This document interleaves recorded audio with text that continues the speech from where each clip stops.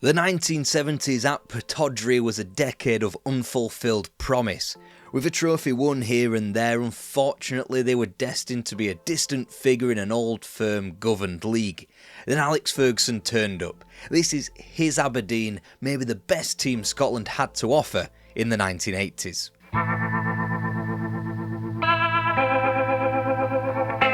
Aberdeen hadn't won a trophy until peace in Europe when they won the Scottish Cup in 1947 against Hibs. This was the era that belonged to Dave Halliday, who took the Dons to their landmark success, the 1955 winning of the championship.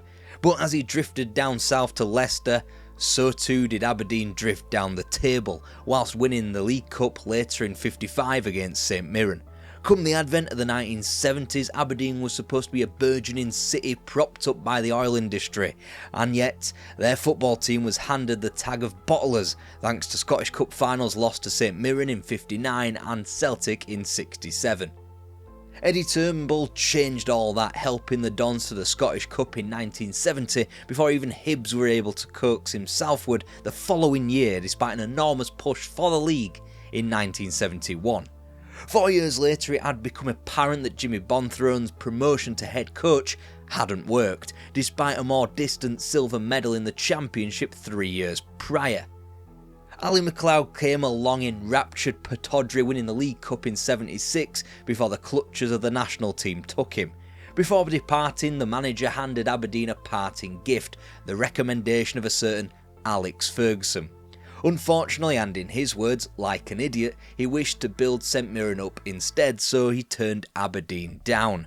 Second choice was former Celtic captain Billy McNeill, who helped change the culture at the club. He had inherited players such as Willie Miller and Alex McLeish, and in his 1 year in charge, helped bring both Gordon Strachan and Steve Archibald to the North East. The deficit to eventual league champions Rangers was just 2 points, but ultimately the timing was off. This was a Gers team that were busy winning the domestic treble. As such, Aberdeen's Scottish Cup final defeat to the Glaswegians was McNeill's last game in charge as manager. 20 days later, the club received a call from Parkhead. Jockstein was gone and they wanted Billy McNeill to continue the lineage. He simply couldn't say no. Nonetheless, his Aberdeen successor would be well stocked. Aside from the aforementioned players, the club supplied the national team for the Argentina World Cup with the likes of Joe Harper and Stuart Kennedy. In goal, Jim Leighton was also coming through the ranks. 2 days before McNeill made his final Aberdeen bow, their new manager had become available. Alex Ferguson, after St Mirren made the decision to sack him, which in hindsight sounds ridiculous. Ferguson's playing career was effectively culled in brutal fashion when he was blamed for Rangers losing of the 1969 Scottish Cup final against Celtic. His managerial career started with East Stirlingshire in 1974 before a piece of Jockstein advice talked him into quickly moving to St Mirren. There he dredged the Buddies up to the top flight within 3 years and was well on his way to establishing them as a top tier outfit. Until his sacking, that is. Either way, he hit the ground running, attempting to coax Walter Smith from Dundee United as his assistant before settling on Pat Stanton. Pre-season would further set the tone as friendlies against Spurs and Middlesbrough were both won before just 1 point was dropped from their first 4 league outings. Whilst it was clear just from looking at a fixture list and 4 league defeats from September and October that Ferguson's first setback was swift, it was in this time where a first marker was set down on the manager's tenure at Pittodrie. It wasn't even the result or the manner of Dom Sullivan's late leveller at Ibrox on September the 16th. It was the fact that Ferguson was met with celebration in the away dressing room as the result came in. He had entered a club simply happy to scab a result here and there from the Glasgow clubs. Ferguson, on the other hand, wanted to crush them. 3 weeks later, when Celtic came up north, they would do, Steve Archibald smashing in 2 in a 4-1 triumph.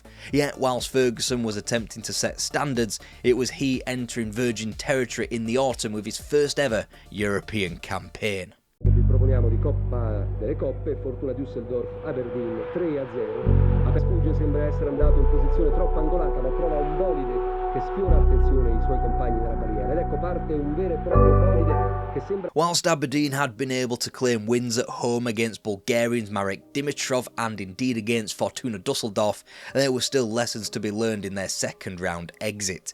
With Europe no longer a possibility, an unbeaten run took in 2 goalless games against the Old Firm before a disappointing New Year loss at home to Morton.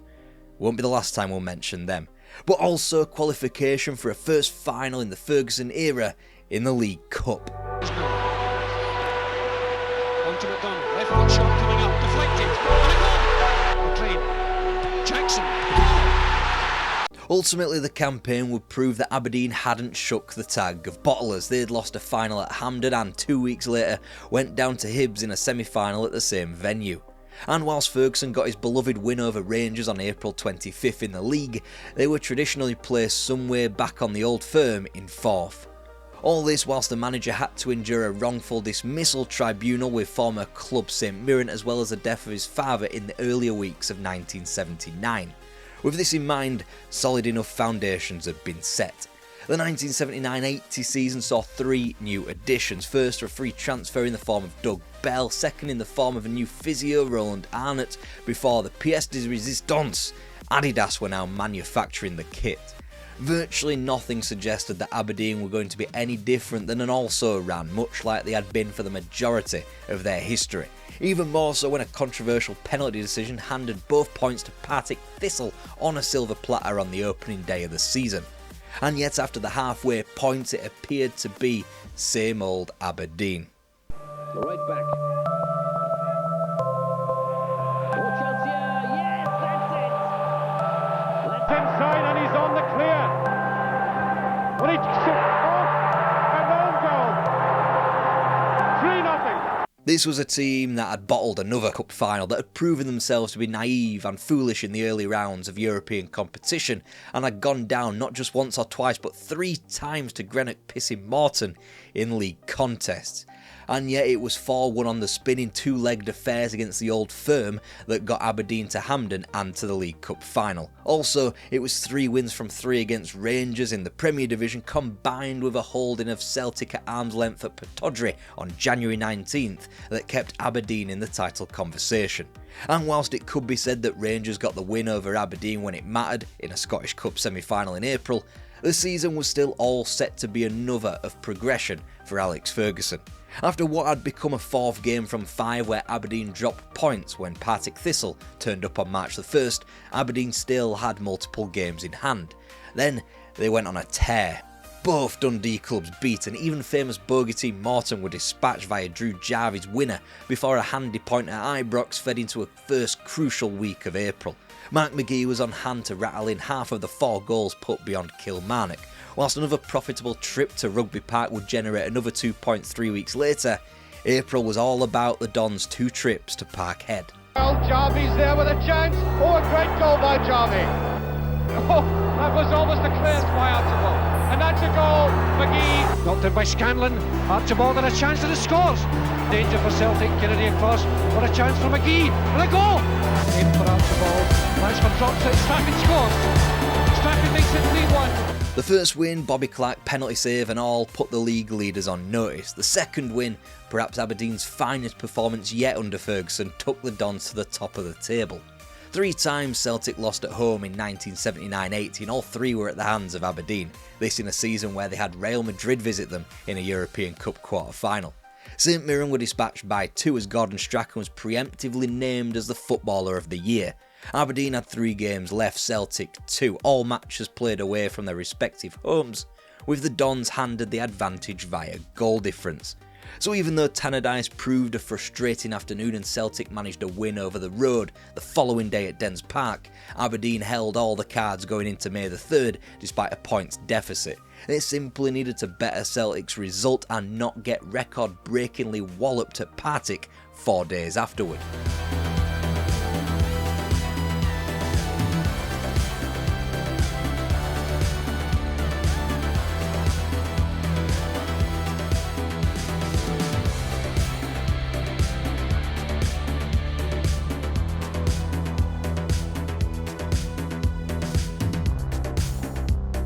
There was no news from Paisley. Celtic had failed to get anything from St Mirren. Therefore, for the first time in 25 years, Aberdeen were champions of Scotland.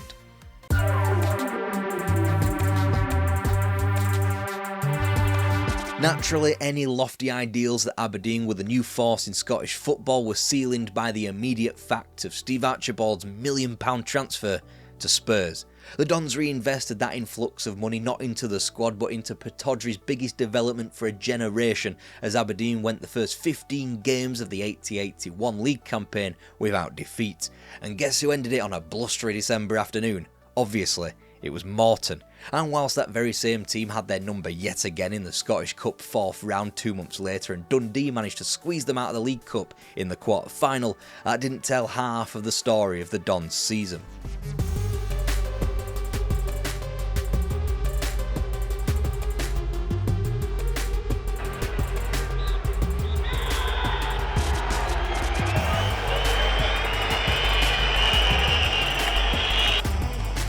Nicely played by Johnson to Terry McDermott, and a little chip from McDermott, and what a lovely goal! McDermott, Souness, Dalglish, Hansen is up there, this is McDermott and he's onside, and Hansen scores! The first round draw had pitted Aberdeen against Austria Vienna, which could have been harsher, especially when their coach had fled to Porto on the eve of the campaign. After the brilliant defensive display in Austria, Aberdeen's time on the continent ran out when they were handed the experience of eventual champions, Liverpool, who hadn't been beaten at Anfield for 75 matches. Despite Bob Paisley's insistence that Aberdeen were one of the last teams they wanted to face, the differing levels of experience was stark. The 4-0 defeat on Merseyside would prove a turning point not just in Aberdeen's history but in Alex Ferguson's career as a football manager. With all that said, Aberdeen were favourites to defend their championship back home. But after 31 league games without defeat, 5 short of a full season, the Dons imploded, losing 4 of their next 6. Combined with Celtic's march to yet another title and a 1-1 draw between the pair at Parkhead, the season had to be ruled a failure.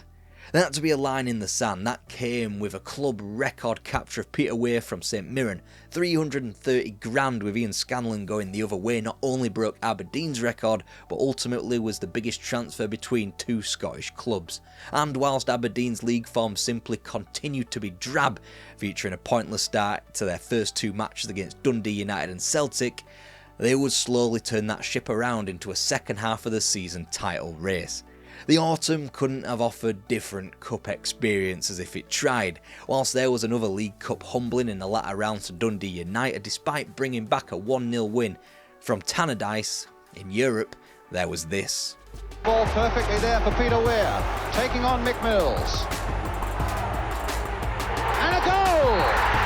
McMaster on that excellent left foot, and the goalkeeper struggling. And Strachan gives Aberdeen the perfect start. Auch das kein Abseits. Und wieder kein Tor. Ewan! Presenta al terzino destro De Maier a sostituire l'infortunato Calz e va proprio in gol con un traversone. And despite the fact that Aberdeen hadn't made it beyond Christmas, unlike Dundee United, unlike their East Coast rivals, the Dons weren't facing winter slag, but a Hamburg team who would win the European Cup in a year's time, as well as an Ipswich Town outfit who were trying to defend their UEFA Cup trophy.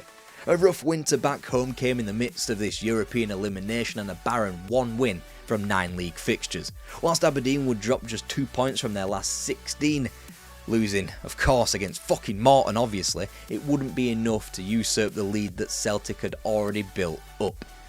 But the 1981-82 campaign wasn't made for Aberdeen to win the league, it was made for them to do well in the Scottish Cup. It began in extraordinary fashion, John Hewitt scoring the competition's quickest goal after 9 seconds, still a record today, as Motherwell were beaten 1-0 at Fir Park. Then Celtic turned up to Pittodrie and Hewitt took a glacial 19 minutes to see them off before they teamed their almost impenetrable league form with cup exploits, knocking off both Kilmarnock and St Mirren before a landmark trip to Hampden to meet Rangers.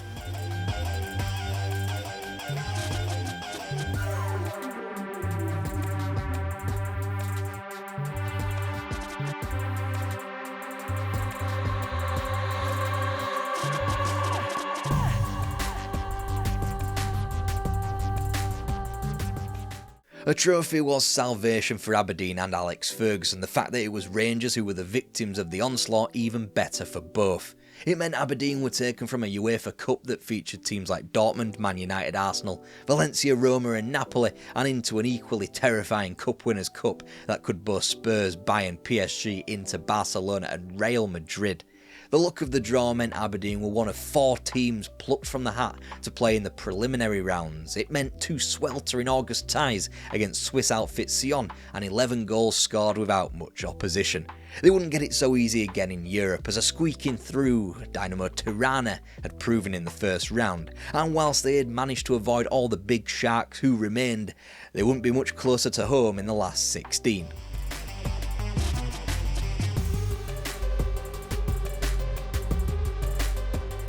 Ma avevano dato la sensazione di grande superiorità all'inizio. Comunque l'Aberdeen passa. With European football kindly put to bed for the winter, Aberdeen entered the second half of the domestic campaign armed with only neutral momentum. It was true that they had gone to both Parkhead and Ibrox and got victories, as well as smashing Dundee United by 5 at Pittodrie in November, but they had also lost all 3 in advance of Christmas and had been put out of the League Cup by the league's Tannadice Dark Horses in the quarter-finals. Whilst they had recoiled from their latest Old Firm defeat with 5-1 in the league and a trip to Tannadice, this time successful at the third time of asking, a blip away to St Mirren only showed that Aberdeen needed to be perfect in the league. Whilst they only sat 2 points behind Celtic with more than half the campaign to play, they did have an inferior goal difference and had played a game more. The season spun on the week immediately afterwards. Ferguson and his players weren't training on the Sunshine Coast of Aberdeen in mid-January '83, but they were partaking in a break to the Costa del Sol, and they found themselves rejuvenated. Kennedy, strong side, Rugby goes in, he's done it! So here, well, that's a good ball to second goal. Mark McGee.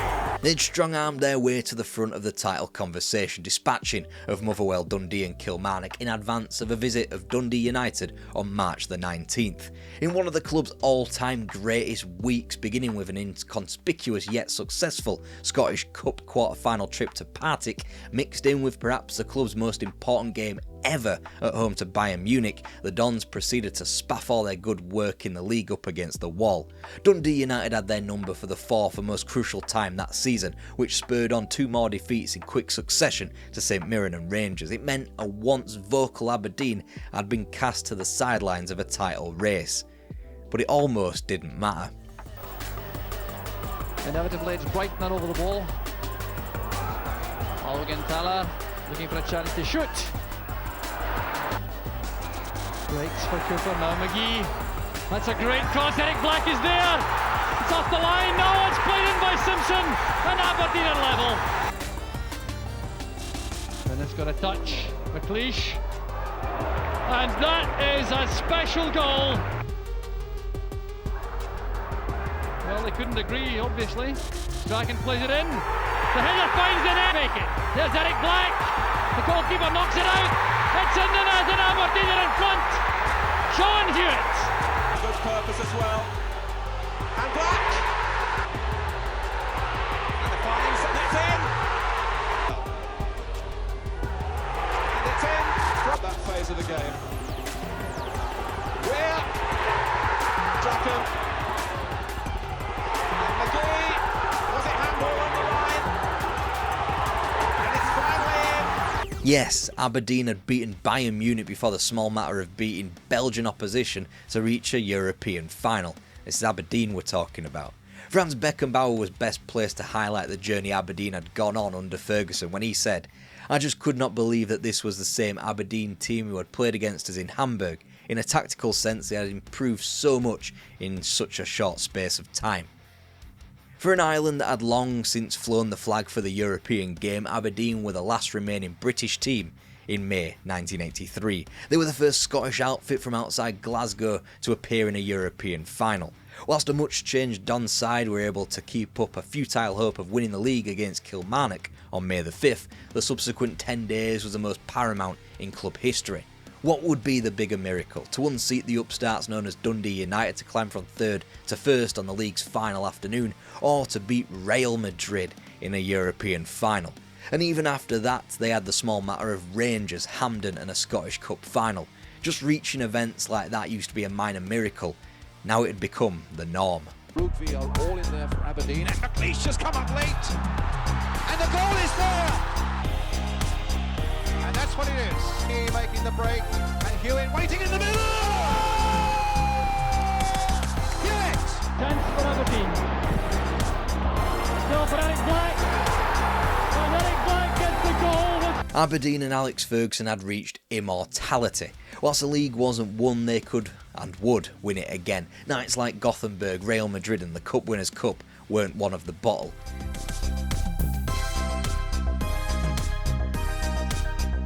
From the top of the mountain, Aberdeen now had to minimise the descent. It began with an injury-hit pre-season of West Germany, but the 1983-84 season would warrant only 2 defeats from their first 24 league fixtures. Potentially choppy waters had been calmed, first by unheralded league form, then by a contract extension for the manager after Rangers attempted to stick their oar in. News of that came in advance of a second-round visit of Beveren in Europe in defence of their Cup Winners' Cup. It was all set to be another monumental season in Europe for the Dons. Sempre Strachan, lo vedete, con numero 7 serve verso Uses his skill in the air for this corner kick. Black goes up. There's Willie Miller. Yes! Black. Here's Strachan. Must be, yes!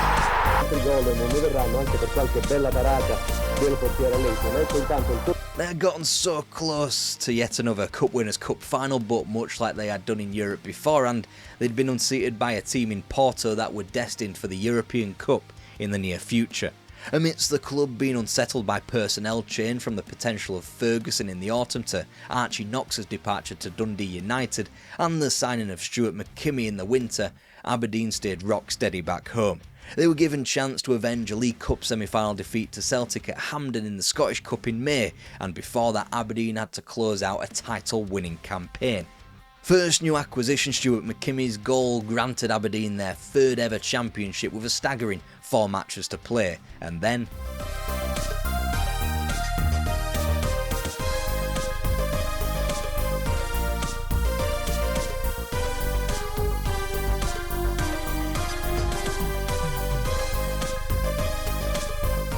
had the on scoreline gone the other way, it isn't that far out of the realms of this planet for Aberdeen to have won a quadruple. They'd won their 3rd Scottish Cup on the bounce, they'd absolutely cantered to the league and would do so again after building up another hefty autumnal lead in the latter months of 1984. This despite Gordon Strachan, Mark McGee and Doug Rugby all waving goodbye to the club. In their place were Frank McDougall and Tom McQueen, whilst Brian Grant was acquired to deputise for John McMaster's long-term injury. It should be a reminder that this is Aberdeen, a team with the odd good cup run and a sole championship to their name beforehand, that were almost winning the title now with a blasé confidence hitherto unseen outside of Glasgow. But come the end of the 1984-85 season, it was a trophy that Aberdeen had to clutch onto for dear comfort. And gets brilliantly. Superb goal. In these opening stages, United still on the attack. There's Paul Sturrock. The opening goal for Dundee United. Aberdeen fans should be grateful that I couldn't find any footage of their League Cup loss away to Airdrieonians. Nonetheless, it was a swift reminder to the level of the European Cup, as well as the continued strength of a still decent Dundee United team, as to how Aberdeen only won the league in '85. There was something Alex Ferguson had yet to win in Scotland as Aberdeen manager, however. He took in the start of the 85-86 campaign with eyes firmly locked on the League Cup, dispatching of Ayr United, St Johnstone and Hearts without conceding before that all too familiar stumbling block known as Dundee United was slain in the semis, again without conceding. Next was the National Stadium and Hibs. Eric Black. Just back to Hewitt. Will they start? 2-0 to Aberdeen.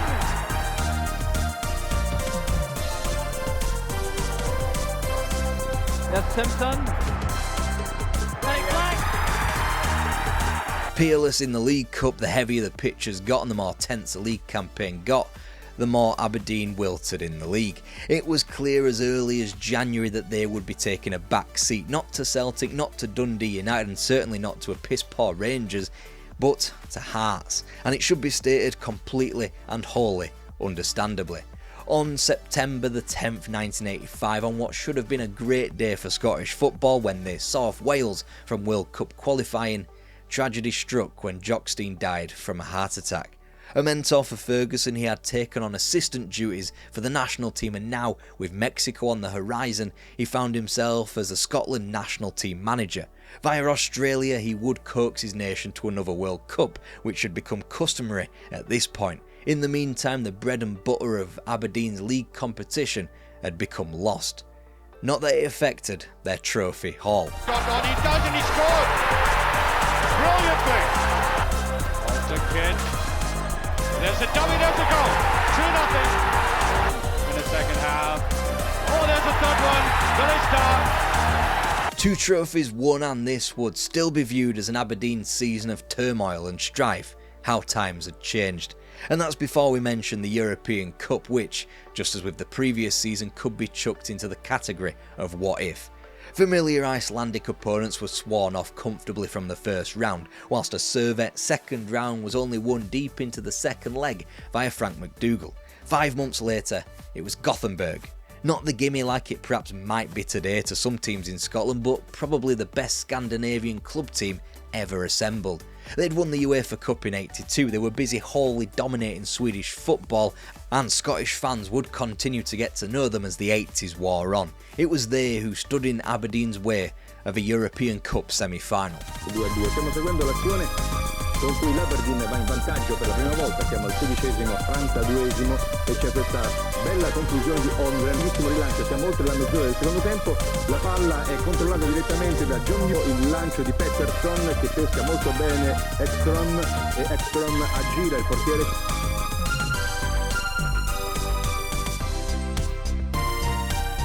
So without losing a game of football, Aberdeen cruelly found themselves out of the European Cup, as the Final Four was made up of teams like Anderlecht and Steaua Bucharest, who Aberdeen would fancy themselves against, as well as Barcelona, who surely could be seen as beatable if Aberdeen had been able to take the scalp of Real Madrid.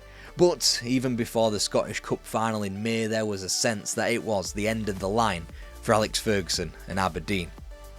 2 weeks out from Hampden, Eric Black notified Alex Ferguson of his desire to play in France, so the manager just never picked him again. Then there was a small matter of the manager's summer being enveloped by the World Cup in Mexico, which typically ended at the group stages for Scotland.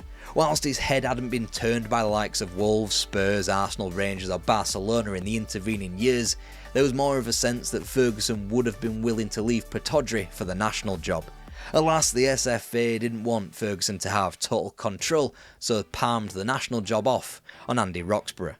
And whilst Ferguson would be reunited with Archie Knox that summer, when he returned to Pittodrie and the squad was replenished to the tune of Robert Connor and Davy Dodds, both Ferguson and Knox were gone by November. He would leave for Old Trafford, unbelievably for less money than what he was on at Aberdeen in 1986. Ferguson had transformed them from a mediocre club in a town that ought to have been supported better by enormous oil conglomerates that operated in the city, to one that, in spite of their disinterest, were winning big on both domestic and continental fronts.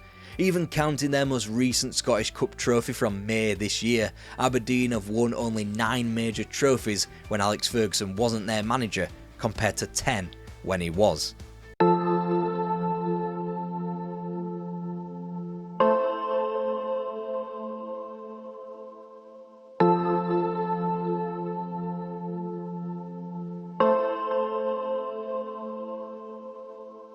And to watch our growing back catalogue on Scottish football, click on this playlist.